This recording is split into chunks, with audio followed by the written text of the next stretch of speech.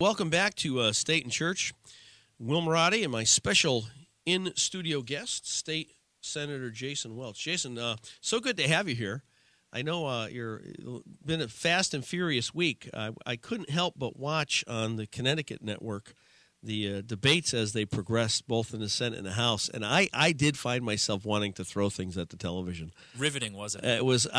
I could not believe how in the world anyone on the Democrat side could speak the terminology bipartisan or cooperative or open or we're listening, particularly when one of your counterparts in the House coined the phrase and said, here's the governor going to 17 different towns and cities, but he couldn't walk across the aisle to get a couple of Republican suggestions. That's a good point. And how many amendments were offered in the Senate debate? I lost track. It was something like 18, right? It was much more than that in the Senate. And just denied out of hand. Just party line vote. No. You're absolutely right. And that to me is one of the most disappointing parts of the process, because there were a number of Democrats that voted no to the budget.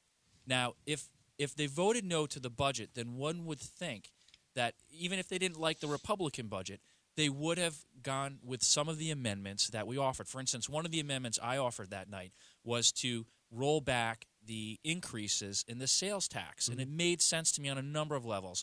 But the most fundamental level is this, and people don't realize this, that the legislature added hundreds of millions of dollars to tax increases above and beyond what the governor put in his budget. Right. So at the end of the day, when you take this budget as is, there is probably around a $280 million surplus. We are being overtaxed. Right. And so the argument is let's reduce these increases in the sales tax and all of these other things, and that's only going to come to $150 million, and we'll just pay for that with the surplus that's there. It makes total sense. Yet not one Democrat, even those that voted no, voted yes for that amendment.